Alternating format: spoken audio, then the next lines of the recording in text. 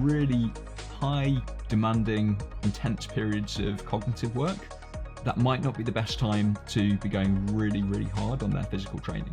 It's not always possible to do that in a knowledge work context, because we don't have the luxury of preparing for 4 years for an Olympic event, for example, or even proactively preparing for these very demanding periods where you actually know that you're going to be diminished, where your resources are going to be depleted.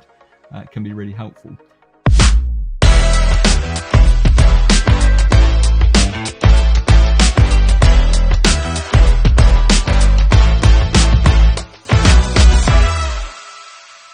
James, it's been a while, my friend. A long time, actually. In fact, over a couple of years. But welcome to the Smarter Not Harder podcast. Thanks. I'm really pleased to be here. So for those who are listening to this and, they may be familiar with your work, Formula One, and sort of your work around on knowledge worker and knowledge worker productivity, I want to talk a little bit about the story that led to James, the high performance coach, so to speak, or high performance specialist. Cycling. Cycling is one of those topics that I think people get into. Certainly Zone 2 is a very popular topic these days. But talk us through a little bit about your experience growing up as a cyclist and, how that kind of shaped your interest in getting into this space. So I've always been fascinated by sports with wheels. From a very young age. I don't know why. Maybe because they enable us to move so efficiently and so quickly. But I started cycling when I was a teenager, and road cycling. I did some track on a velodrome, indoor cycling, but really that becomes a very power orientated sport, and that just wasn't my body type. I was just very skinny and not particularly powerful. But my endurance was pretty good. I could maintain a very high percentage of my maximum output for extended periods, and also recover quite quickly day to day, which predispositioned me to road cycling more than track cycling. So I was fortunate to be part of quite an active club when I was a junior rider, and progressed through that. You kind of won the, junior rider of the year or whatever in that club, and that led me to moved to a better junior club that was kind of racing at the national level. It was one of the top teams for juniors and under 23s actually in the country at that time. And during that time, I had the opportunity to go and do a short kind of experience for a couple of months during the summer to race for a regional French team. And at this time, my plan was to go back to university. It was to actually start university, study sports science at one of the leading universities in the world for that, which is at Loughborough in the UK. And but when I went and rode full time, basically for 8 weeks, and just focused on it, I had a great experience and I performed okay. And that team saw enough potential that they said, why don't you come back? Come back, train with us in the winter. And so I started university, but then went back in the winter to do some training with them. Went back and did some racing during the Easter break as well for a month. And they said, look, if you'd like to come and race with us kind of full time, we'll give you somewhere to live. We'll provide you with some help in terms of getting to races, etc. And, I just thought there's not many opportunities like this that come along. And, I can always do my degree, but I might not always have the opportunity to go and try and pursue this dream of becoming a professional cyclist. So I decided to pause my sports science degree and move to France at the age of 19 to pursue this dream of becoming a pro cyclist. And it went quite well for a while. I started to get some okay results. My performance improved. I ended up racing for getting over the seasons, ended up riding for a development team for one of the pro teams. And but I realized that I wasn't the most talented athlete. There were other people who were my age and younger who were performing better, more consistently. So I realized that to try and maximize my potential, I needed to be smart. I needed to train smart. And there wasn't a lot of that going on at the time. There's a kind of sidebar here, which is that, to be frank, in the early 2000s when I was racing, performance-enhancing drug use was so rife in professional cycling that it really compromised the development of structured, effective training practices. Because, why would you bother messing around with kind of the nuances of training intensity distribution to optimize adaptation when you can get a 10% improvement by taking a particular performance enhancing drug. Oh, erythropoietin, right? That was always Exactly. or whatever it was, Yeah. right? Yeah. And even in the amateur ranks, it was there. I had a kind of huge wake up call where one of my teammates had been involved in basically a performance enhancing drug scandal. We didn't realize, in terms of the people he was associated with, until there was a knock on our door one day. Our house got raided, we got arrested, and basically this kind of the kind of the veil was lifted, and I realized basically how corrupt, unfortunately, quite a lot of the sport was at that time, and also realized that it reinforced for me that I wanted to do it the right way. And I wasn't going to go down that path. I certainly didn't want to go to prison.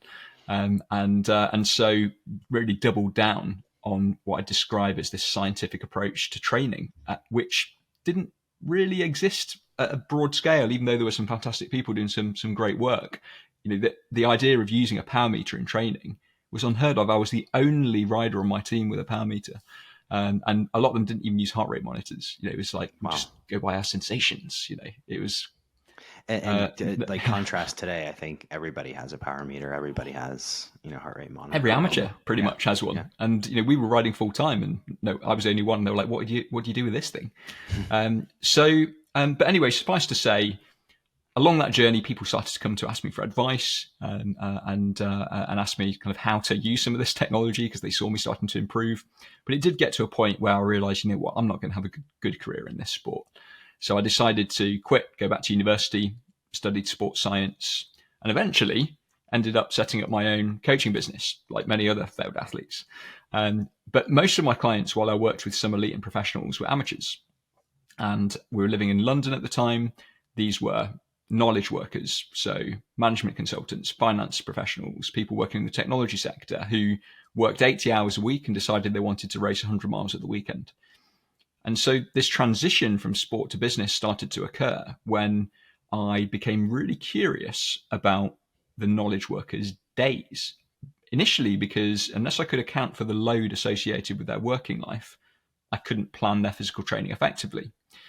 And when I started to look for tools to try and quantify working life, I realized that in organizational psychology at the time, many of those tools were quite limited. So people were still very heavily reliant on measures at a single time point, using surveys, which have value, but only provide part of the picture. So I started to try to apply tools and frameworks from sports science to understand knowledge work. So I was a very early adopter of getting people to use their heart rate monitoring straps to take morning HRV measurements, for example, and looking at how you could use HRV as this kind of indication of the total cost of what was going on in their life, and try and plan training around that. But I realized through this process that I could start to conceptualize knowledge work as a cognitive endurance activity in a similar way that you might think about cycling as a physical endurance activity. And that revelation continues to inspire my work and research today. And actually, it is almost totally in looking at high performance knowledge work now, even though I still have got some connections in cycling, alpine skiing, also in motorsport, including Formula One. But the real focus of my work and research is on what I describe as how do you support sustainable high performance and cognitive endurance in knowledge work, so in work where we think for a living. So I want to go into that, and you very briefly hinted at it, but I know you've had experience with the likes of the Formula One athletes, and you already told us sort of the key takeaways there around, there is a similarity between in those frameworks that you use and can apply for physical endurance may oftentimes apply for cognitive endurance, or there may be different frameworks, frankly. But let's get into that knowledge work component, your sort of bread and butter, if you will. When you start to think about knowledge workers, maybe for let's start first by defining it, because it's Peter Drucker term, I know, and then let's go a little bit into what do most knowledge workers really just get wrong. So knowledge work, I define it as thinking for a living. Peter Drucker, the great kind of management guru, would define it as an information-based role. where kind of the transfer and the flow of information is where people generate value in their job. So, and if you think about most of knowledge workers' roles, it is all about managing the flows of information. And it's amazing because Drucker, he defined that term like more than 50 years ago, maybe even close to 60 plus years ago. But I still think it fits very well today. But the challenge that I think many knowledge workers have is, while in a sporting context, we have these very clearly defined ways of structuring effort and recovery. That just doesn't happen for most knowledge workers. Mm-hmm. When I first started to think about how to structure knowledge work to support sustainable performance, my initial response was to think about the most fundamental ways that we measure performance in endurance sport. And a lot of that comes down to duration, speed, intensity, and frequency. But I think the challenge for many knowledge workers, maybe what they get wrong, and I put that in inverted commas because it's not necessarily all their responsibility, there's other factors as well, but we can think about some of these challenges in the context of those four factors, thinking about duration, speed, intensity, frequency. There's some great data from Microsoft, which I'm a big fan of, because they've obviously got they've got access to so much data because so many people use their software, so many knowledge workers use their software. And so each year they publish something called the Work Trend Index. And there was one published, I don't know, a year or so ago, which gathered data from about 31,000 users in 31 countries. They published 2 years of data. And in terms of that duration component, they described how the workday length, which is when work first starts and then finally ends, has increased by about 13% during that time. So quite a lot. But perhaps more concerningly, they saw that after hours work, and that's work that's defined as after 5 p.m., increased by 28% during that period. So we've got this duration challenge. There's also a speed challenge. So there's another data set which they started in 1986. It's called the Skills and Employment Survey. And they survey large populations of employees. And that indicates that the share of employees who report that they're having to work at very high speed for at least 3/4 of the time has increased by 22 percentage points since 1999, so since the turn of the millennium. So we've got this duration challenge. Duration is increasing, speed is increasing, but also the intensity of work is increasing.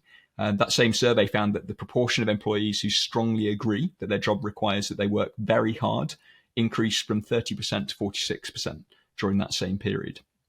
The final factor is, in the sporting context, we call it frequency. So basically it's how often you train. But if we think about kind of how often, how frequently people are working and kind of what kind of blocks do they work in. People laugh. Do they just say, when do I not? Exactly. You're exactly right, Boomer. So while in sport, athletes have these structured periods of training and rest, knowledge work is very often boundaryless, with very little distinction between effort and recovery. So I think the problem that we're trying to solve for is that the balance between effort and recovery needs to be carefully managed so you can stay healthy, happy, and productive during, the 2,000 hours that we end up working, over the course of a year, and still have enough energy for the things that we care about outside of work. And so, I think there's several characteristics that we can look at in terms of knowledge work that really generate those challenges, but also maybe help us to think about how we can sustain high levels of performance without burning out in the process as well. Okay, let's talk about some of those characteristics, because I think a lot of this audience, whether they're practitioner business owners or entrepreneur types, face these various situations. And so I think this will resonate with everybody listening here, especially myself, where there's various characteristics to knowledge work that may lend itself to these potential challenges. So let's go through this. Well, I think one of those characteristics is that knowledge work inevitably requires sustained effort over time. So knowledge work does demand some level of continuous cognitive effort, whether that's solving complex problems, analyzing data, writing reports, designing software solutions. They're often tasks that can't be completed quickly, so they require persistent mental activity. So we need to think, therefore, about how can we support that cognitive endurance, that sustained cognitive effort, but also what factors are interrupting it. We know, for example, that knowledge workers are often continually interrupted. So that sustained effort is broken up, but it also increases the effort that's required unnecessarily. So there's a study that's often quoted about that indicated that some knowledge workers are interrupted once every 11 minutes. And then the cost of that interruption is that it takes 23 minutes to get back up to speed on that original task. Now, that study found that you can compensate for that interruption, but the cost of it is that you have to work faster and it makes you more stressed. And I think this is something that intuitively we relate to. So one of the things I often challenge people to think about is how can you engineer your environment to reduce some of those distractions and interruptions, so that you can sustain that effort. And if you do that, you can likely get more done in less time and be less stressed in the process. If you don't mind, I want to double click on that for a second, James, because engineering your environment, oftentimes if you think about like the classic trading floor image, right? Like that is just persistent distraction. And so it's quite hard to engineer that environment. Luckily, pit trading has kind of gone the way of the dodo. But when we're talking about,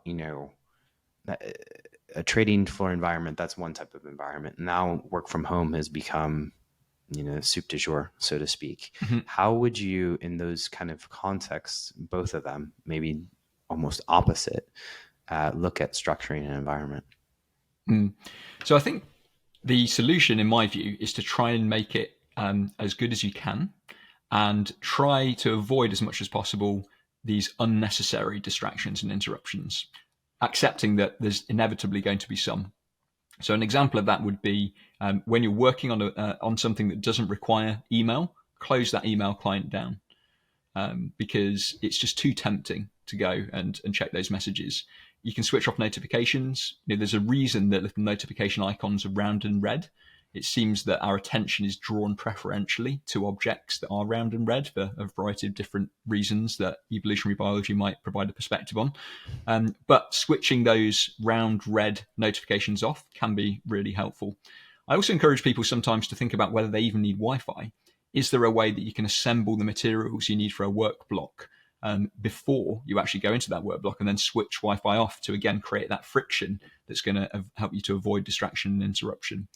I think that one of the challenges that many knowledge workers have is actually that part of us actually wants to be distracted and interrupted because there can be a fear associated with that sustained effort. And often that fear leads to procrastination. So we procrastinate because we may be concerned that we won't live up to our own expectations if we start tackling that really complex, challenging task. And that often relates to perfectionism as well. Perfectionism and procrastination are the kind of terrible cousins of high performance knowledge work in many ways. So some of these shifts to try and avoid distraction and interruption can actually be about doing some internal work to shift our mindset and actually maybe to practice some self-compassion, to approach these high intensity work periods with curiosity. And by that, for example, it would involve, rather than feeling the stress and the pressure of what you have to tackle, to actually approach it and say, I'm going to try an experiment here, and I'm going to learn something about myself as I get into this.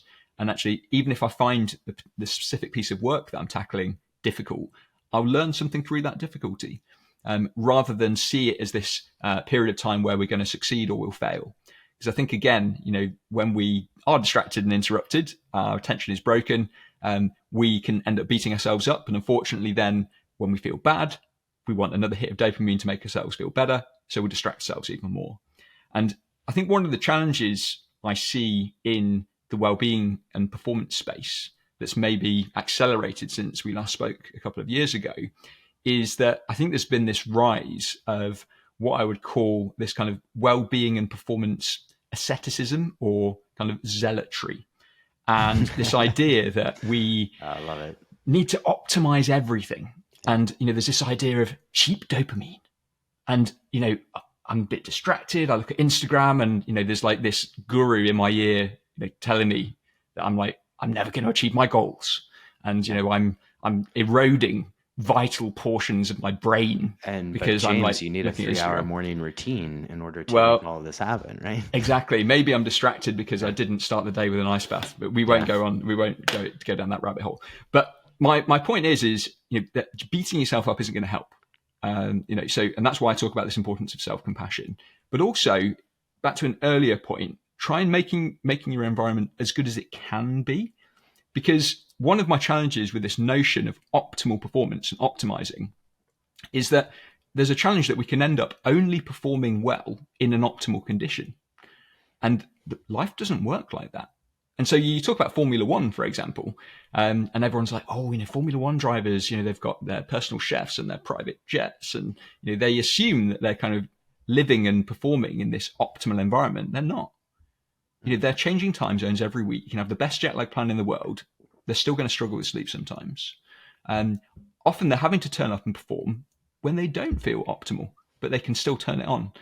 And I think there's this risk that's been generated by this, what I'd call this asceticism and this zealotry, seeking optimization in every aspect, which actually might be conversely increasing fragility.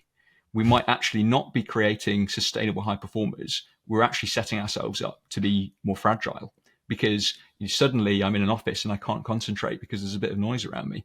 There's things you can do to combat that. But I almost wonder whether some of what we need to do is to try and kind of develop a greater flexibility and adaptability so that we're able to perform well in a broader range of conditions. Now, that said, I still think there's things that you should or at least could do. And the switching off notifications, using some noise cancelling headphones. I've got a heuristic that I sometimes use called the prime method, where I really encourage people when they go into what I call a high cognitive gear period. So that's really focused work of establishing their priority for that work period. So what is the most important thing you're trying to achieve? Remember the why, the purpose. The purpose seems to be a performance multiplier. It can help us to stay engaged. So that's the P, the priority and purpose. The M is about mindset. Again, that's about this growth mindset, this self-compassion, aiming for progress, not perfection. And then the E is about elimination. So you're probably going to be distracted, but don't distract yourself. Put the phone in a different room, for example. There's a great study that showed that the mere presence of our smartphone can erode cognitive performance by about 7 to 10%. Wow. Because some of our attention is ready, it's primed to kind of soak up that novelty that's going to emerge from that phone at any point. Because humans love novelty. We're novelty-seeking beings. And for most of human history, that was really adaptive because it inspired curiosity and discovery and exploration and meant that we've ended up populating most of the planet. But unfortunately, that drive for novelty and the reward that we actually experience just anticipating novelty, never mind actually consuming information, means that our devices are often toxic. People talk about the risk of ultra-processed food. I'm actually equally concerned about the risk of what I describe as ultra-processed content. Yeah. This ultra-processed food, which is designed to hit this bliss point, the optimum ratio of fat, salt, sweetness or sugar, that means that it's very difficult to stop eating. Well, a very similar method has been applied to our digital universe now, and we're gorging on content and end up kind of very overfed and undernourished, both kind of cognitively as well as physiologically, in my view. So I think that these are some of the challenges of the knowledge worker, and I'd encourage people to try and counter them. Some of it is about things like that prime method, being clear about where to focus your effort, disciplined about when to rest as well, and creating an environment that's conducive to focus. But also do practice some self-compassion. There's a balance here, because we've got to recognize that these ideas have to be able to encounter the real world and not crumble. And actually, there's a risk, as I said, that in over-optimizing, we end up fostering fragility rather than the performance that we're hoping for. Rather than Taleb's anti-fragility, right? And so yeah, exactly. It is amazing, as a person who has been in this space for a while, how you can go down the rabbit hole on, as we were alluding to earlier, the ice bath, the 3-hour morning routine. And I know people in this space who have 3-hour morning routines and 2-hour evening routines. And the moment you miss it, it's all of a sudden like the books crumble, or the cookie crumbles, so to speak. The cookie being gluten-free in this case, of course. Of course. But it's to me, it's always interesting around what you said about doing the hard things, and not to be too David Gogginsy here, but that element of energy of activation, which I believe is a biochemistry term, and trying Hmm. to do those tasks that require high levels of energy activation and deep cognitive work, right? And what you said about optimizing an environment is certainly well received. James, if it's okay with you, and forgive me if I'm jumping around here a little bit, but I want to go into that danger zone that Mm. is cognitive middle gear. Because cognitive middle gear is a term that you've actually introduced me to, and is something that I have quoted you when I've used it, but I've used it before. And so let's talk a little bit about that cognitive middle gear, what that means, how you end up in that danger zone, and then maybe some tips, tools that we can get out of it. Sure. Well, I think maybe I should just give a brief overview of this cognitive gears heuristic, because then it kind of contextualizes where middle gear falls into that. I think the challenge that we have in knowledge work is that, unlike something like cycling, which is relatively easy to quantify with power meters, for example, knowledge work is more complex to measure. So one of the ways that I addressed this was to come up with this rule of thumb, this framework, which I describe as cognitive gears. And fundamentally, it's based on the observation that our alertness and cognitive performance, and as a result, our readiness to perform knowledge work, varies through the day. A lot of that driven by our chronobiology. And it's an oversimplification, but the way that I'd characterize it is that we experience the day in three phases. We have a peak, a valley, and a rebound. And our chronotype can determine the order that we experience those three phases. But whatever the case, each of those phases has distinct characteristics. That peak is generally the best time for focus, complex, analytic, productive work, and that's where we really want those minimal distractions and interruptions. That valley in the day is an ideal opportunity for rest, for recovery and reflection. And then the rebound is a time where we're naturally a bit less alert, a bit more distracted, and it's a good time to do those menial tasks, the switching work, the meetings, the emails, which most knowledge workers need to do at some point. And so cognitive gears is a way to think about the type of cognitive work that's best suited to each of those phases so that we can get better at managing effort and recovery. And it's basically inspired by the notion of training zones in endurance sport. So you alluded to some of those gears. The way I look at it is that there's three cognitive gears. There's what I describe as high cognitive gear. That's those periods of intense focus with just the right amount of time pressure, which you generally try to do in the peak of your day, which for many people is in the morning. There's a low cognitive gear, and that represents rest and recovery, not necessarily where our brain is switched off, but where we might be doing something relaxing. We might be kind of listening to music or engaging in a hobby, doing something where cognitive load is a bit lower, where we start to restore ourselves, but while we're awake, we're not asleep. And then finally, there's this middle cognitive gear. And that represents the time spent doing not particularly cognitively demanding tasks in terms of complexity, but often work where there's a lot of switching. And ideally, what we'd want to do is to try and isolate some of that middle gear work to that natural rebound period where we're more distracted anyway. But the problem is that I think many knowledge workers end up getting stuck in that cognitive middle gear for most of the day, in what I describe as work. Exactly. And it's constant partial attention. According to some data, 10% of employees' time is spent opening, closing, and switching between different technology applications. Wow. 10%. It's just remarkable. 84% of people always keep their inbox open in the background. 70% of emails are opened within 6 seconds of receiving them. So hold on. Repeat that again. How many? 70% of emails are opened ridiculous. Within 6 seconds of receiving them. Wow. And if you're interested, I've got references for this stuff, and we can put it in the show notes. I'm not surprised, but it's as a person who, one of the reasons why I want to have this conversation is because I think oftentimes when you sit in a seat with a C title, you feel like you have to be hyper responsive to people. Mm-hmm. But what you just said to me is like flabbergasting. Like, how the hell do you get anything done? But wow. Okay. I'm sorry I interrupted you. No, not at all. No, but it's a good point, because I think, again, it leads to this novelty seeking and reinforcing the novelty seeking. And it also a way of, I think, for some of us, almost self-medicating.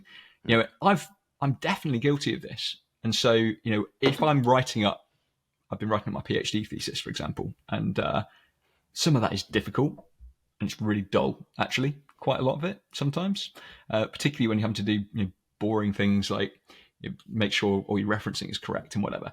And if an email pings up, I want to read it because I'm like, oh, that might be something important. Really, what I want to do is just try and alleviate some of the discomfort associated with that work that I'm doing. And so it's it's very, very natural. We shouldn't beat ourselves up about it, but ideally we want to counter it. I think the irony of all of this is that even though, as I mentioned earlier, people are working longer hours in the day, so 13% longer hours in the overall, 28% more after hours work, according to some other research, 64% of people still struggle to find the time to do everything their job requires. Now, why is that?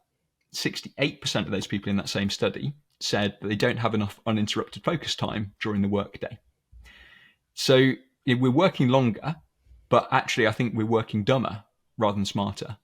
And I think being stuck in this cognitive middle gear of constant partial attention, of continuous switching, that is, for me, probably one of the main culprits, one of the villains in this story that's preventing knowledge workers from performing at their best. And I think this isn't necessarily about performance enhancement. I think we get too hung up on that, because I think the reality is that particularly for skilled, experienced professionals, they get the job done. The question is, what is the cost? Yeah. And so for many high performance knowledge workers that I work with, the message isn't how do you enhance your performance? It's actually about how do you perform the same great level that you're already performing at, but do so in a way that you feel like you've got a bit more margin, that the personal cost is reduced, and that you're able to be present in all the contexts of your life. So that's something that I often encourage people to reflect on. And to be honest, it's something that I still struggle with, and I still have to challenge myself with as well. So one of my dear friends likes to remind me that enlightenment is a reduction game, right? And in some ways, what you just said hit me in a similar sense, that a lot of this coaching towards sustainable high performance could be more reduction, I should say, it said more reduction, or it should say less intake, right? So putting your phone on airplane mode, turning off the Wi-Fi, etc. If it's okay with you, James, I want to go into these sort of tactics, tools, things that you and people you work with use in order to, I mean, certainly there's a use for cognitive middle gear, but to avoid, maybe we'll call it the cognitive death valley, if we will. Yeah, absolutely. So I think that that synchronization of work with these natural rhythms of your day can be really helpful, because we've all probably recognized that some parts of the day are more conducive to different types of work. But the problem is we often don't take advantage of that. And so I think one of the simplest things that we can do to reinforce that point I mentioned earlier is, when we've established the complex, most important tasks that we need to complete in a given day, that we try and do that work during that period where we're naturally less distracted. For me, that's often very early in the morning. So sometimes a couple of hours before the rest of the house is awake, because I'm naturally probably more of an early type in my chronotype. So I'll wake up early anyway, and dedicating that time to focus on those highest priority tasks. And during that time, I do some very practical things to engineer my environment for focus, like, for example, putting my phone on airplane mode. I travel quite a lot in my role, and a big part of what I do is actually speaking and communication. So I have the privilege to do presentations and keynotes all over the world over the last few years. I've done that in 30 plus countries. And sometimes people say to me, oh, how do you cope with all the travel? I actually love the travel. I actually prefer long haul flights to short haul flights, because I just love the time. I love being able to get on a plane and know that there's 10 hours and there's going to be no external demands. And even if something goes wrong, you're not a Wi-Fi activator at that point, I guess. Well, the Wi-Fi is always rubbish anyway, isn't it? That's true. Yeah. It never really works very well. And so, I mean, occasionally I do. Sometimes it is a good time to just send some emails, but often it's just a great opportunity to get through the inbox that's already full, and having that space where I can just I can work, I can also recover. I might watch a movie while I'm having some food, for example, and I don't feel guilty about that at all, because in my silly brain I'm like, I'm traveling somewhere to a client, so I'm kind of working, so it doesn't matter that maybe I'll take a little break. It doesn't matter that I'm not on the phone or on a Zoom call to somebody. So my challenge to myself and other people is often, why can't you recreate that kind of flight mode in your everyday working life? What is stopping you from locking down? You have to fly at a given time. Most people do. Most people listening to this, some people are probably flying private. Good for you. I'm not. I'm on commercial airlines 99.9% of the time. And so there will be blocks of time that I cannot move when I need to fly somewhere, and it will be in my calendar. And even if someone says, can we have a meeting during that time? They can't, because I'm going to be on a plane. But I don't feel bad about that, because I'm like, I'm going to work. I'm going to be flying somewhere. So what's to stop you from occasionally blocking a few hours in your calendar to work on your highest priority tasks? Now, some people listening to this will be doing that, but I've done a lot of keynotes and presentations and workshops around the world, and a lot of knowledge workers don't. So even if you do, you can probably encourage someone else to try it and experience those benefits. So I think that time blocking, engineering the environment for focus, synchronizing it with the peak period is really key. And then I think another principle during that time that can be really helpful is using something like the Pomodoro technique, this idea of interval training your brain. So there's evidence to indicate that our brains follow these ultradian cycles through our waking and sleeping periods, and that we have these natural variations in alertness. So even during that peak period, that sustained period of effort, you're not going to be able to maintain that peak concentration the entire time. So something like the Pomodoro technique, where you've got, say, 25 minutes of focus and 5 minutes of recovery repeated, can be very effective. But you can also gamify it and start to try and stretch those 25 minutes out to maybe 30 minutes or more. Or maybe if you're feeling good, you don't take the 5 minutes, you keep going for the hour and then have a 10-minute break. But again, try and gamify it, try and kind of activate some of those dopaminergic reward pathways, where actually, the focus block becomes this build up to something that you're looking forward to.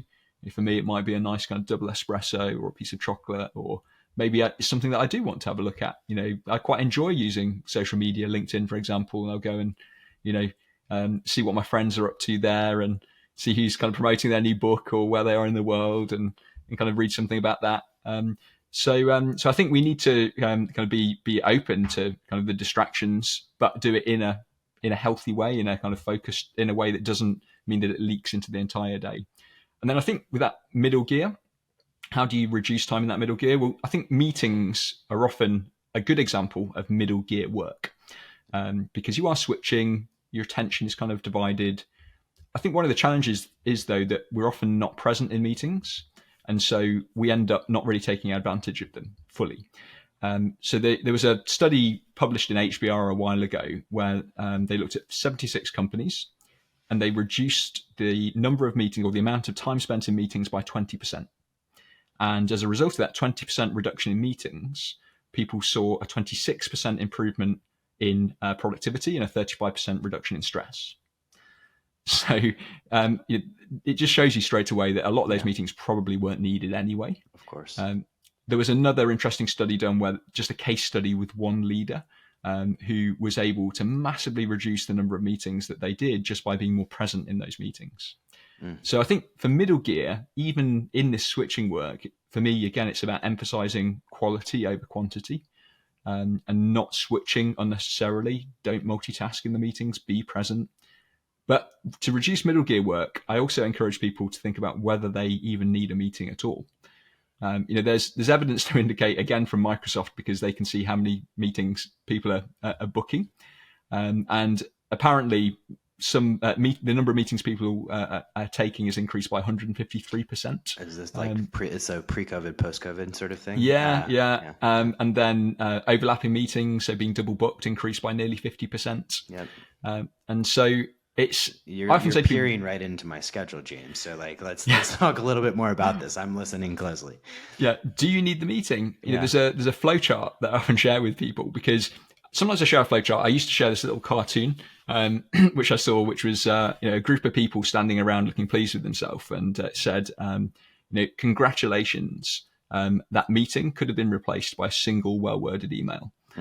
And so many of our meetings could have just been replaced with a single well-worded email if we're honest with ourselves about that. And so there's this great flow chart which you can I can share it with you, which basically helps you understand whether you really need a meeting or not. It starts with the question: have I thought through this situation? And if the answer is no, it's about scheduling time for strategic thinking. And if it's yes, it's about, do I need outside input to make progress?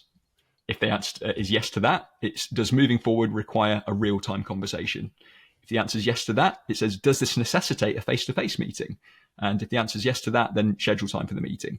Obviously, if it's no, you can do a virtual meeting. But these simple steps can help us, but also our teams as well, just get much more clear about whether a meeting is required. And often, I think for many of us, it's probably not. I think then the next step is to think about when does it really make sense to have that meeting, and when does it make sense to have it face to face, rather than virtually. And again, that comes with its own benefits. Often it's really helpful where you want to try and forge better social connections. There also seems to be an advantage for creativity and ideation.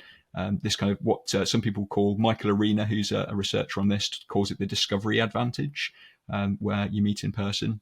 But we can minimize a whole load of middle gear work just by improving clarity and presence. And again, back to your point that you shared earlier, a lot of this is about actually minimizing and reducing rather than adding. One of the things I want to touch a little bit more on, look, this is fantastic, by the way. And as a person who is, and I'm assuming that a lot of your clientele are sort of facing that meeting waterboarding, if you will. You get a lot of just meeting requests, a lot of people reaching out for your schedule, a lot of one-on-ones. This is very helpful and refreshing to hear. And in fact, I would love to see the diagram, or I'm just going to probably create it again myself and borrow another one of your lines. But the sustainable component of this, now part of it are these cognitive gears. There's some health factors here, right? And just given some of your background as a cyclist, what do you see in kind of the guys who you think really get this right, are doing? Are they exercising zone 2 every day for 3 hours? Are they doing the ice bath in the morning, so to speak? Are they having 3-hour morning routines? What components can we draw from physical health, nutrition, etc., that we can pull into this world of the knowledge worker? So in my view, the people who are doing this really well actually recognize, either explicitly or intuitively, that in some ways the body and the brain don't differentiate between physiological and psychological stress. That actually, the allostatic load framework describes this, conceptualizes it quite effectively, that you can imagine we've kind of got this bucket of stress, which can get filled up, this bucket of load. And so the people who do this well, recognize, for example, that during really high demanding, intense periods of cognitive work, that might not be the best time to be going really, really hard on their physical training. I think one of the challenges that I see for people who don't do this so well is often that there's almost an addiction to stress, because they often get such a sense of reward from it, and also the physical stress provides them with a sense of psychological detachment, with a sense of mental distance. Mm-hmm. And so I've seen many people fall into this trap of having kind of huge amounts of psychological stress at work, which they then add to with huge amounts of physiological stress because of the intense training that they're doing, which they will not miss, for anything. And unfortunately, I work with some of the businesses I work with. I'm part of a multidisciplinary team where there's clinicians, so medical doctors involved as well. And there's many case studies that I've been involved in where people's, on one level, you could say this person had a great FTP, functional threshold power. As an endurance athlete, they were hitting some incredible numbers, performing very, very well at work in terms of their performance in the domain that they're in. But actually, under the hood, when the clinical team got involved, they had massive amounts of inflammation, even kind of and kind of potentially some cardiovascular health issues in terms of early accumulation of plaques, for example, which obviously isn't just about stress, but there's this multifactorial kind of soup which is contributing to negative longer term health outcomes. You're reading my background, James. So yeah. And I think, and so to your question, who does this well? What does it look like? It's people who balance effort and recovery And I'm really sometimes a bit resistant to this notion of the holistic view.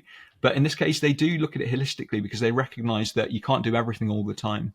And this is something which, again, I think applies really well from endurance sport, or in fact, any sport, into the business world. It's this notion of periodization. So in sports, periodization describes how you would take a longer term view of looking at how you prepare for a particular objective. And in that longer term view, you recognize that there's different periods, hence periodization, where you would likely overemphasize the development of some capacities and underemphasize others. But so that by the end of this training process, all of the capacities that are required are at as close to optimal as possible for this particular event.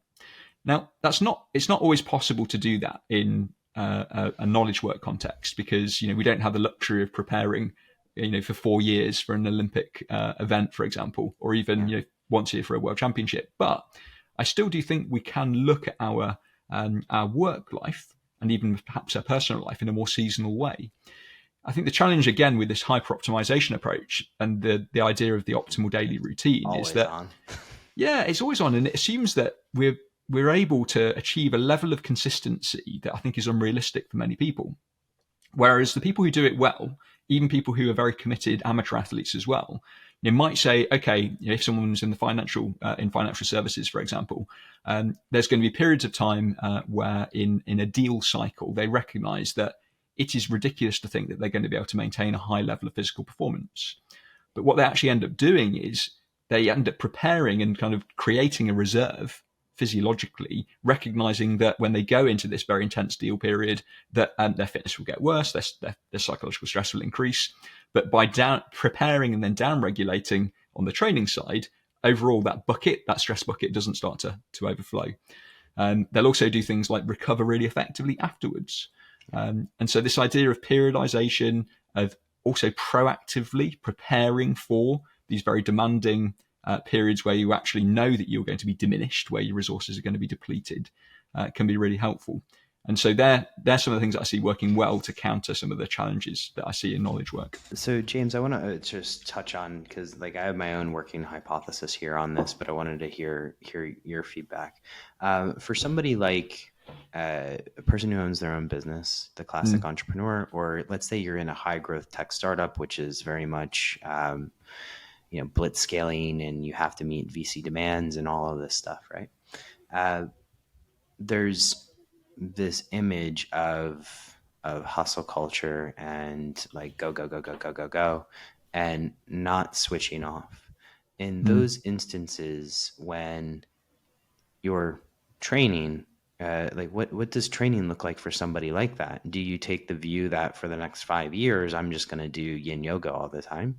Or, how do you actually break that addiction? Because it is in many ways an addiction to stress that those people are underneath. Yeah, it's a good question around that addiction to stress and being always on. I mean, I think the running a startup, founding a company is extreme. It's an extreme sport in many ways, and it's generally not good for your health.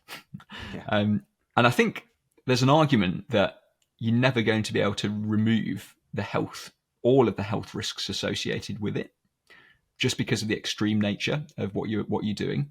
And actually, I think there's analogies with extreme sports, because actually, if you were to completely kind of sterilize extreme sports and remove all risk and any of the potential adverse consequences, people probably wouldn't do them, because that kind of risk and the reward in extreme sports, in the context of maybe the elation you feel or the mastery experience associated with it, in the face of these huge risks and huge potential downsides, is actually what makes people pursue it. And I think there's some similarities in startup culture as well, that actually often there's an extreme personality type involved. Yeah. And if you try to break some of this stuff down and make it all safe and, dare I say, balanced, they'd find another way to get those kicks. There'd be something else. So I'm actually my question often for people who are in these very, very demanding contexts, in startups, for example, is it worth it for you? Just make sure it's worth it. in the same way as close proximity wingsuit flying. I had a fantastic conversation a few weeks ago when I was over in the States with a guy who does close proximity wingsuit flying and other extreme sports.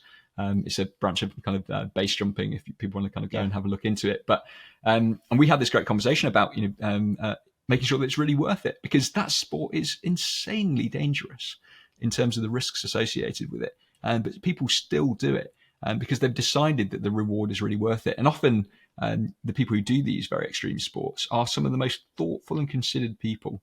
They're not nutcases who are throwing themselves off mountains on a whim.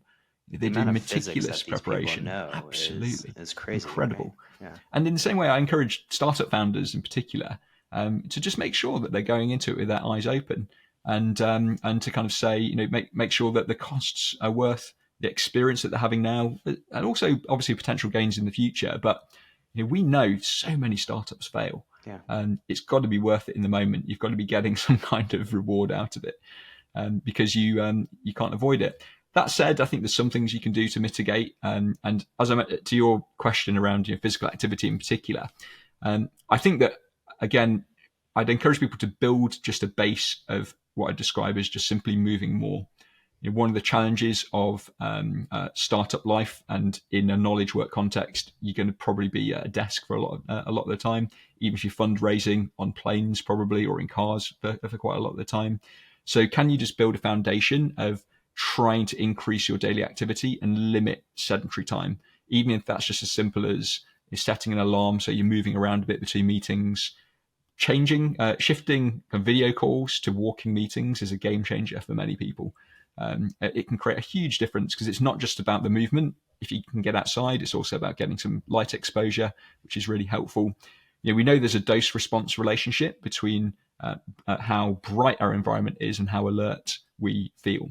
So a typical room might be 150, 200 lux. That's a unit of brightness.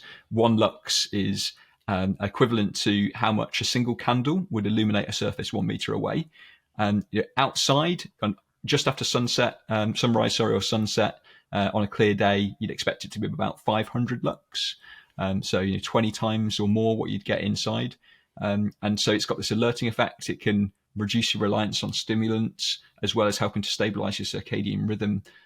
So doing simple things like before someone thought about going to the gym or anything else, I'd just say mobile phones are called mobile for a reason. Try and just shift a few of your Zoom calls to walking meetings. And that can have a really profound effect for many people. And then once you're moving more, then start to integrate some aerobic exercise. And again, that could just be kind of 30 minutes in the morning, something like that. On an exercise bike or going for a jog, and something like zone 2 training, which has become so heavily popularized. That's that kind of endurance base. And then if you can integrate some kind of resistance exercise as well, a couple of times a week, then I think that would be fantastic. But again, doing it in a really efficient way. And then maybe add some high intensity training, again, once a week, if on top of that. But as a general rule of thumb, I'd probably be saying that you only really need kind of 1 high intensity session, for every 6 or 7 lower intensity sessions. A lot of people are overdosing on high intensity. Yeah. And are doing more than they need to. But really build it up like that. So I'd be saying is start with this foundation of just don't be so sedentary, and then add some aerobic training on top of that, some resistance training, and this kind of high intensity is the kind of the seasoning on the top for busy people. That'd be my stack, and I'd reduce the height of that stack depending on what was going on in working life. And if there is a time where it's so insane that you just need to get the most amount of sleep you can, recover from your jet lag, and all you're doing is going for walks, well, that's better than nothing. And again, don't make perfect the enemy of good enough. I love it. One of the I kind of want to transition our conversation a little bit into getting your views on particularly new trending topics. Sure. The first one I wanted to, because the last time we spoke, we did touch a little bit on this. I think today we went more into actually the weeds, if you will. But there's a couple of trending topics, both in the health and just general world right now, that I think are very important to discuss and really get your view on, because within knowledge work now, there's a lot more of a discussion around, particularly out of Silicon Valley, using, and maybe it's spread a little bit more, using psychedelics, microdosing, this kind of thing, for improved work performance.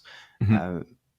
As somebody who kind of looks at performance of knowledge workers, I would love to get your take on what you think of, psychedelics in the workplace. Is there room for it? Obviously, there's legality issues in most places, Yeah. but just sort of how you're looking at that at this time. Yeah, so I mean, I started to see this trend emerge a few years ago when I was at the World Economic Forum in Davos, actually, and I've had the privilege to go It's there several going times. on right now, not to date us. Yeah, exactly. Next week it's kicking off, and I was at part of one of these kind of side discussions all about psychedelics, and there was actually a researcher from the UK there. And it was fantastic because you had this researcher from the UK speaking, and I think he was from I can't remember which university it was, but anyway, with some a couple of people from San Francisco. What a surprise! And you've on one hand you've got these people who are kind of just exploring it completely anecdotally, and then you've got this kind of rigorous researcher on the other side who's still kind of very optimistic, but obviously takes a bit of a different way, has got a different perspective. And two things, that conversation really crystallized my position on psychedelics at the time. And in some ways, it's not changed that much. And my thoughts are that I'm really optimistic about the potential for psychedelics to be used therapeutically. But I'm actually quite cautious about the notion that it could be used as an optimization tool. And I think there's some evidence to support this as well. Now, so people often cite, when they talk about optimization, some studies which suggest that microdosing could improve convergent and divergent thinking performance.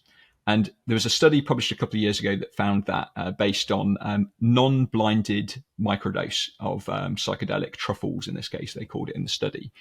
However, more rigorous studies don't support this. So, for instance, there was a more recent study, very well controlled, that used low doses of psilocybin mushrooms. And they found that it resulted in noticeable subjective effects and altered EEG rhythms, so the brainwave frequencies. However, there wasn't evidence to support enhanced well-being, creativity, and cognitive function. And the only people who experienced benefits were the people who basically figured out what was not the placebo, what was the active preparation. And their conclusion was that the expectation effect underlies at least some of the anecdotal benefits attributed to microdosing with, in this case, psilocybin mushrooms. So I think there's a challenge there. That I think a lot of it is about expectation with microdosing, and there's other complementary evidence that supports that if you think it'll improve your performance, it may do to some extent. But it's also worth noting that the proposed benefits of microdosing are not unique. Yeah. So, for example, there was an interesting study out of Stanford that showed that going for a walk versus sitting inside was associated with a 200% increase in creativity based on the likelihood of coming up with a novel idea. Now, if someone had published that for psilocybin, I'm sure that would have been all over Silicon Valley. 200% boost in creativity associated with microdosing with magic mushrooms. But because it was like, go for a walk outside, you have a creative idea. I mean, it's not a no one's interested tool, right? Like, it's, yeah. Yeah. So again, novelty bias. Yeah. So my challenge with microdosing for optimization is the fact that I'm not convinced of the benefits. I'm not saying they're not there, but I really don't think the evidence supports it. And even the evidence that does support some benefits does not indicate that A, those benefits are unique to microdosing, Sure. and creativity is an example of that. And B, there's no indication that the benefits are greater than you would get with another modality, particularly if you look at the risk reward or the cost benefit of that. So, for example, we know that psychedelics are associated with some potential downsides, whether that was kind of potentially even exacerbating some psychiatric issues for some people. And then obviously you've got the whole legal dynamics around that as well. Whereas you can get the creativity benefits without any of those downsides, as well as the health benefits, by going for a walk. It's just not as interesting. So I'm not dismissing it completely, but I really think that the hype has massively outstripped the reality. That said, therapeutically, I am really optimistic, and I think there's some fantastic work going on. And I actually think it's such a shame that so much psychedelic research was limited by the legal and regulatory framework, because I think it's got the potential to help a lot of people. What I am really cautious about, though, is people trying to use psychedelics therapeutically, but in a non-controlled setting. And there's my kind of concluding point on this, I would just say is, and I know this quote has been used quite extensively in relation to psychedelics, even though I don't think this was the original context, but Carl Jung, the famous Swiss psychiatrist, who's kind of recognized as the founder of analytical psychology, gave a really succinct piece of advice. He actually gave this advice to people who were seeking to offer advice to others, actually. But he said, beware of unearned wisdom. And there's no doubt that psychedelics unlock some deep experiences. But I think that there's a massive risk that the profound insights or experiences which could be associated with probably not microdoses of psychedelics, but bigger doses of psychedelics, but without the personal development to accompany it, potentially can be really destabilizing or harmful. And again, it's not without risk. So I'm like, I think with psychedelics, very open-minded to the benefits, but I really think that we need to make sure that we're having an evidence-based conversation on this, because, and I don't mean just our conversation, I'm talking about broadly, societally, because the biggest risk is we're going to get a few wild cards doing some crazy stuff. Yeah. People are going to have some really bad experiences, and once again, they're going to say, right, we've got to shut this down. Of course. Whereas, and that'll be a small percentage of the population, but still it's the one that gains the attention, right? Yeah. So let's do it right this time. Yeah. Because I think that there's huge positive potential. I 100% agree with you. I have my own N of 1 experiences with microdosing psychedelics, and I also know that it's not for everybody. I also know that the data isn't out there to show the longitudinal potential benefits of microdosing that I've experienced, but it's one of those things that I'm very hopeful. And one thing I'm also excited about, like you, the therapeutic benefits, the fact that MDMA is potentially getting descheduled this year in the United States, or rescheduled, I should say. It's probably going to get rescheduled for therapeutic benefits for PTSD, which is something that used to be the limited treatments available. And that's been really fascinating. Okay, so now I have to transition to another really, really hot topic. In fact, the hottest topic in the business world for the past. When did ChatGPT come out? What was it? About a year ago, wasn't it? A year. Feels like longer. I remember I think it was late 2022, because I remember hearing about it and I'm like, oh, wow, this is special, right? Artificial intelligence for the knowledge worker. Obviously, it's a game changer. Like I have various tools open on my desktop right now, which could actually be contributing to that cognitive middle gear statement. But let's talk about artificial intelligence as it relates to the knowledge worker. Probably top of mind for maybe not the people listening to this podcast, but a lot of people out there, is sort of these doomsday scenarios where all of us lose our jobs. I guess take us through your views on artificial intelligence. I know this could be a long-winded conversation. I may ask questions from here to there, but when it comes to the doomsday scenario, are we all going to be out of jobs in the next 5 years, or how are you looking at it? Yeah, it's a really good question. I mean, I think that one thing I'd probably start off by saying is that in terms of my position, I'm much more concerned that humans are going to keep trying to work like machines than I am about machines working increasingly like humans. And I'm actually pretty, again, cautiously optimistic about the potential of AI to maybe help with some of these things. But nonetheless, nearly half of people say they're worried, according to some surveys, that AI is going to replace their jobs. And maybe they've got some reason to. There's no doubt that there's going to be an impact on employment markets. There was a study done recently that found that shifts in workflows, which are triggered by advances in AI, could expose the equivalent of 300 million full-time jobs to automation in the US, that is. Wow. So but again, I don't think that's the real risk necessarily. I think there's probably bigger risks for people continuing to work in this always on way. Economics is based on enhancing productivity, right? So yeah, and so hopefully it might be able to help people work more effectively. I mean, my view is that I'm hopeful that our automated future is actually also going to be augmented. And so it's going to be more about this kind of AI employee alliance, Yeah. which ideally is going to liberate us to express our most human and valuable capabilities. There's some examples of this. And you mentioned ChatGPT, which is obviously probably one of the most well-known examples of a large language model. And there was some research that indicates that around 80% of the US workforce could have more than 10% of their work tasks affected by LLMs. And by 2030, 30% of hours currently worked across the US economy could be automated. But if you think about what this means in terms of the knowledge worker, in my view, this could be things like outsourcing busy work. Yeah. So I'm thinking about things like, for example, we still haven't cracked a system to help us schedule meetings really efficiently, have we? Yeah. Calendly, all this, and so, but just imagine with a large language model that really understood you and all the documentation, where you could be in a situation where not only did it find the optimal time for you all to meet, it also prepared the agenda, looked at everyone's documents, figured out what work had been done, what work hadn't been done, and actually told you these are the 3 things that you need to do, and I think you need 30 minutes to do it. Yeah. That would just be incredible. And I can see that will come. That is coming. That the technology is, the building blocks are almost already there. So one of my concerns with this, I don't know if it's a concern or I just kind of going back to those people that are addicted to the stress, right? Is that you're potentially proposing that stress gets reduced and they're going to search for it in other ways.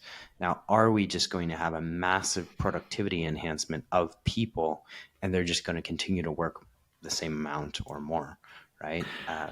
That's yeah. I don't know if it's a concern or if it's an excitement. Like, it's just interesting, right? Absolutely. And I think there's some other research that seems to indicate that the effect of these AI tools is not going to be universal, even kind of within people in the same roles. So they looked at, for example, who benefits the most. And there's one piece of research that seems to indicate that it seems to benefit the lowest and the highest performers the most. So it can kind of take someone who's a low performer to be okay, and it can take a high performer to be a superstar. And like that intuitively, that seems to make sense to me. That the kind of there's going to be a middle tranche which it doesn't really change the game for them because they can do the job pretty well, but they're not kind of maybe at the moment exploring these tools really proactively. There's going to be some people at the bottom who maybe don't want to work that hard but realize this is a bit of a shortcut to help them, and so it's going to move them up to the middle. And then there are going to be people who are working 80 hours a week and they'll continue to do that, but their productivity is going to be even higher. And I think you're always going to see people on that extreme end. And one of my, again, going back to that question, if someone's decided it's really worth it and that's just how they're wired, then I think sometimes our role, or my role as a kind of performance consultant, is to say, well, how can we do this? How can you work like this while we just minimize the downsides? And again, I work with some teams who work with startups specifically, kind of exploring how you can do that. Because if I think about my own life, my own work, I use AI tools extensively now. I find that it's a fantastic kind of thought partner, helping me I can bounce ideas off it and get new ideas. And it's a great summarization tool. It's like having a really good assistant. I traveled, when I travel, I sometimes say, I'm staying in this hotel in this area. I want to see something interesting, suggest 3 things. It's like a tour guide for me. There's all kinds of things it can do.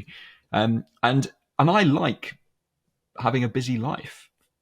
I sometimes fantasize about this idea that one day I'll kind of, create some kind of scenario whereby I don't need to work as much and have this idea that I'll join a country club and play more golf and all that kind of thing. But I don't think I'm wired like that, to be honest.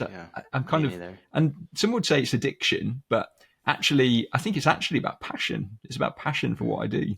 And I think that it's part of who I am. And this idea of this like perfectly balanced life without these extremes, I don't think that's now we're getting into my a conversation of work-life balance versus integration, right? And it's yeah, absolutely. So, but in terms of AI, I do think there's a potential as well in terms of it automating execution. I think that's potentially quite a big part of it. So it's not just about being a thought partner; it will actually do some work. And I've seen some great demos in a management consulting context where, for example, they've got tools trained on the internal data sets of a firm, which are able to produce kind of analyst reports to a much faster anyway than you'd expect kind of a junior associate to do, in literally seconds rather than a week. And not only that, it's probably removed the need for kind of 10 back and forths with other team members to get to that point. So, and then it can just be tuned by experts at the end of it.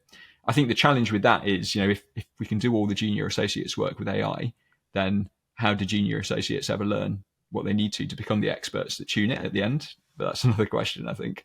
And I think there's some really practical things as well, like not needing to ever feel the anxiety of staring at a blank page again.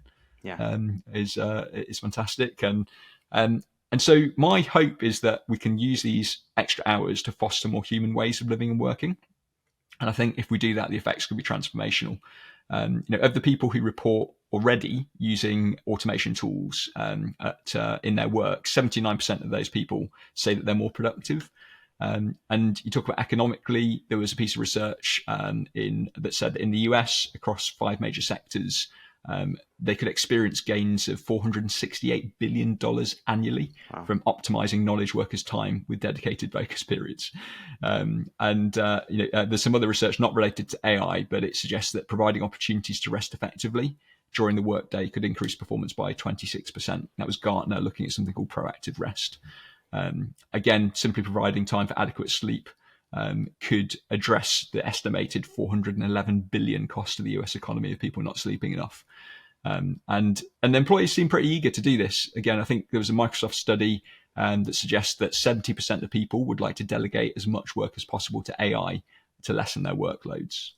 So I'm overall pretty bullish on AI for knowledge workers, and I think that the people who work to an extreme are probably just going to keep doing that anyway. And if we can do that in a way that minimizes the damage for them, but also on other people as well, because sometimes there is this cascading effect, then I think I'll endeavor to do that as much as possible.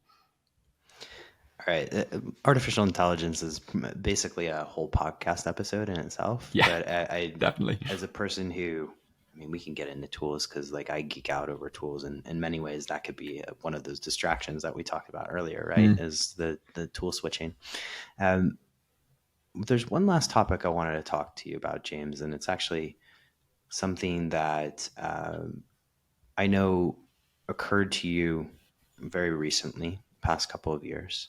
And I wanted to draw attention to this on the podcast because we haven't really talked about it on the podcast before. And I know there's a certain level of, stigma among men about health checkups. But if you're open to it, a couple of years ago, you were diagnosed with something. And I would love to just kind of have you share a little bit about that diagnosis, how it happened, what it meant for you, and what you learned from it. Yeah, really happy to do that, Boomer. So, as you said, there's a big stigma associated with men's health generally, and also particularly cancer. So 2 years ago, I was diagnosed with testicular cancer. But one of the reasons I'm happy to talk about it is that statistically, significantly, men are often less aware of cancer, less knowledgeable about cancer and warning signs, less likely to self-examine frequently, and more likely to delay reporting symptoms to a doctor.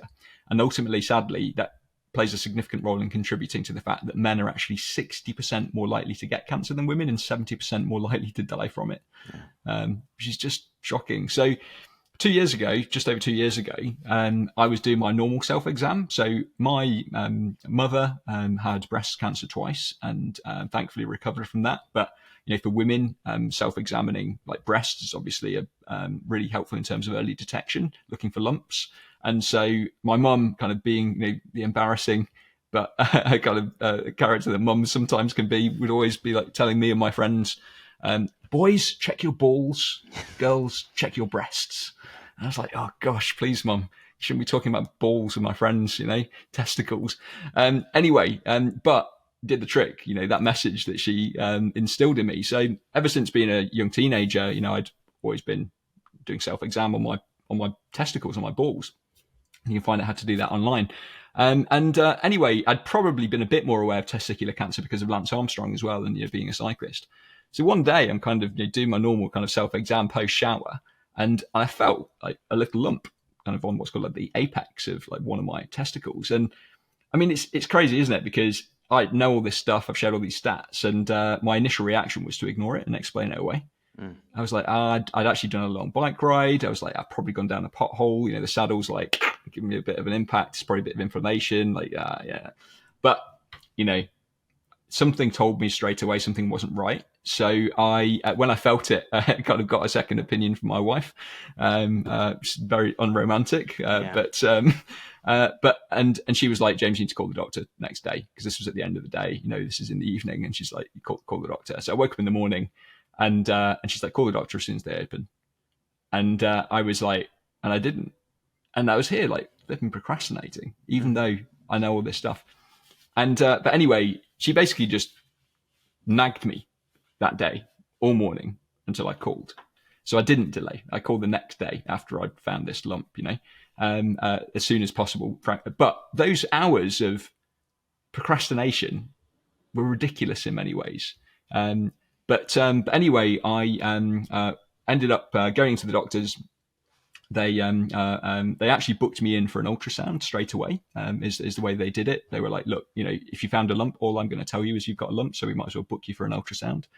So they did an ultrasound on my testicles, and found a lump on one of them.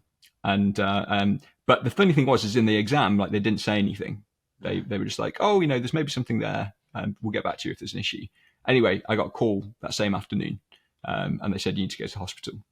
And so it was crazy. It just went from like 0 to 100 miles an hour in a day, and ended up going in to see the urologist.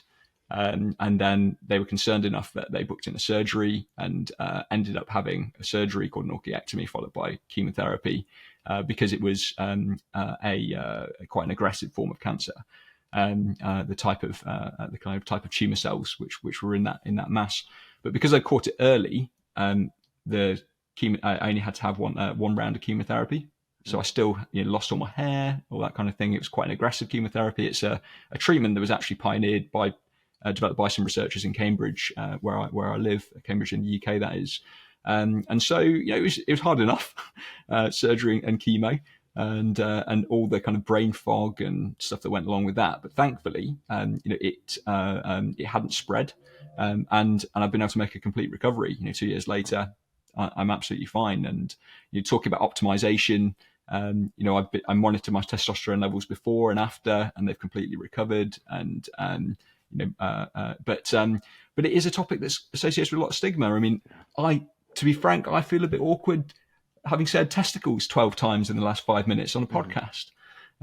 But if me talking about it just helps one guy to maybe think about checking their balls, and if they find something, just go and get the thing checked out with your doctor straight away, rather than waiting and delaying and trying to explain it away because you feel awkward about it, then I feel like it's worth it. Because I mean, when it is, there's no two ways about it. It's embarrassing having to like drop your trousers in front of a doctor and have someone play around with your balls. I know some people in a different context would be quite happy about that, but I certainly wasn't. And so I think it's really critical that we do try and destigmatize this. And even if we feel a stigma, get over ourselves. And if we've got a health concern, get it checked out. And actually, that would do way more for improving health than any amount of kind of optimization and kale shakes and whatever else people are doing. So happy to say that I did get on with it, thanks to some encouragement from my wife, and with some great healthcare, was able to get over it and get back to full health again. Well, I'm just I'm grateful that you recovered so quickly and you were able to get into the hospitals and you go through all the surgeries quickly, because I know oftentimes places like the UK, places like the US, getting those surgery scheduled are not super easy. Aside from, I mean, I guess the spot check is really in the shower is really the easiest way to do this. Is there any other, key checks or markers that people should be looking for, or is that just basically the best way to go for it?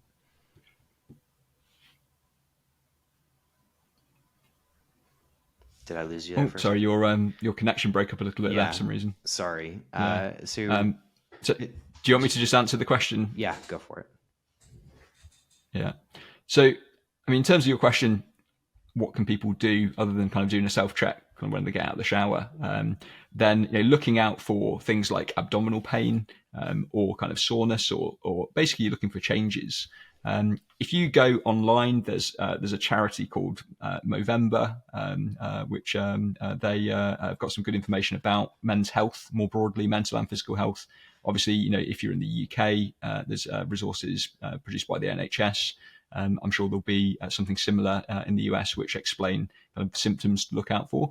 I think it's really important to note I'm not a medical professional, so Yeah, this is not medical yeah, of advice, course. but just from my own personal experience and what I'm aware of in terms of the evidence and the literature and information I'm aware of, it's really about kind of the soreness, swelling, lumps, aches, pains. Sometimes it seems to appear as like back pain in for some men as well around the kidneys. But the bottom line is, if you feel that something isn't right, go and speak to a medical professional about it. And because men generally are terrible at getting stuff checked out, we convince ourselves we're fine, we don't want to be a hassle. And, obviously these things can be taken to the extreme, and, we can become kind of over concerned and obsessed with worrying about our health for no reason. But generally speaking, the evidence would indicate that it's more likely that men in particular are at the other end of the spectrum. And I know these things apply for women as well. And I'm certainly not minimizing any of that. It's just that I can only speak from my lived experience as a man who's gone through this, and share some perspective and some reflections based on that. Well, James, first, thank you for sharing this. This is, I know it'll have an immense amount of value for people. And as you said, like if it changes one person's perspective or allows them to catch something early, like it's very much, very grateful for you sharing your experience. It's time for that, awkward moment, which is the end of the show. And, there's one question before I ask you where everybody can find you, that we like to kind of call the denouement. And, we've had this long conversation, very thrilling conversation about, cognitive gears, allosteric loads, even going into artificial intelligence and psychedelics, right? Pretty wide ranging. But if you're going to narrow down, and I'm going to ask you to narrow it down to one thing that allows you to, or one thing you recommend to anybody listening to this to live and work and play smarter, not harder, what would it be? Yeah, I think it would be to try and be the friend to yourself that you aspire to be to others. Because my sense is you've got a really smart bunch of listeners who will already have an awful lot of knowledge and a lot of curiosity, and are probably reading, and maybe have learned a few new things, but have probably heard some of the things that we talked about many times before. But often I've found that, particularly for high performers and driven people, we're very, very good at sharing advice with other people about telling them what to do, telling them maybe to sleep more, to rest more effectively, et cetera, et cetera. To be a bit kinder to themselves, but often we're terrible at applying that to ourselves. And so I just encourage people, if if you're a good person, you're probably a good friend already to other people. Could you be a good friend to yourself? And I know that's kind of a bit more philosophical and not perhaps so specific, but I really think that being too hard on ourselves is something which many of us struggle with. I think you talk about my cancer journey and that experience. One of the biggest revelations I had during that time was realizing how hard on myself that I'd been. And actually, I know this is a quick fire question, but when I had chemo and I was totally wiped out, and I was sitting on the sofa one day and I realized that I was probably the calmest and most peaceful that I'd been for as long as I could remember. And I was like, why is this? And I realized it's because in that moment, I had no expectation of myself. And I allowed myself to just be. Now, I think that you can take anything to an extreme.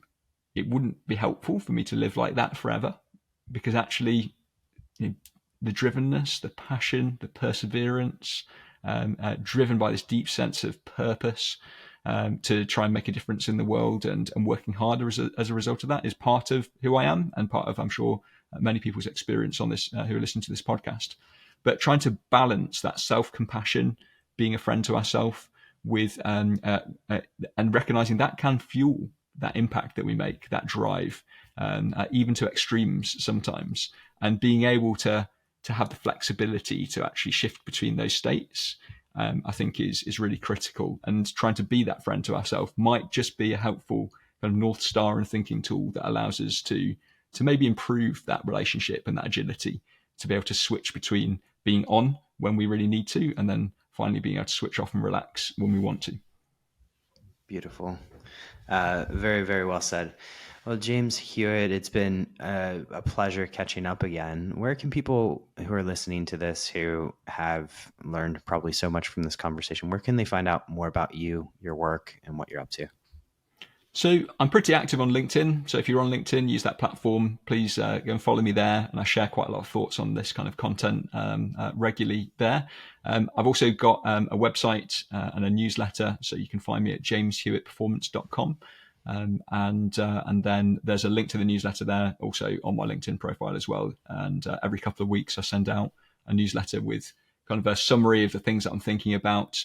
And so I'd really welcome the opportunity to continue the conversation on either of those platforms. So feel free to reach out, follow what I do. But even better, if you've got some thoughts, ideas, responses, then please feel free to get in touch.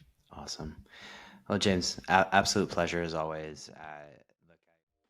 As I said at the outset of this conversation, that was fantastic, right? We talked about cognitive load, allosteric load specifically. We got into the topic of cognitive gears, why you may want to look a little bit more into your own chronobiology in terms of performance optimization with health optimization. We talked a bit about psychedelics, and I enjoyed and perhaps could have debated James a little bit more on psychedelic use, particularly around microdosing. But again, my N of 1 experience doesn't necessarily apply to everyone out there. And we also closed off the conversation with artificial intelligence, and something that I'm so glad James was willing to talk about, his experience with testicular cancer. I've known James for a number of years. I've been a subscriber to his newsletter for a number of years, and I get a lot of value out of his work. So if you want to tune in a little bit more to his work or find out more about it, you can head on over to the Smarter Not Harder podcast websites at homehope.org or transcriptions.com to learn more about James, but you can also head over to jameshewittperformance.com. Thank you everybody for tuning in today. Have a wonderful day and stay equanimous.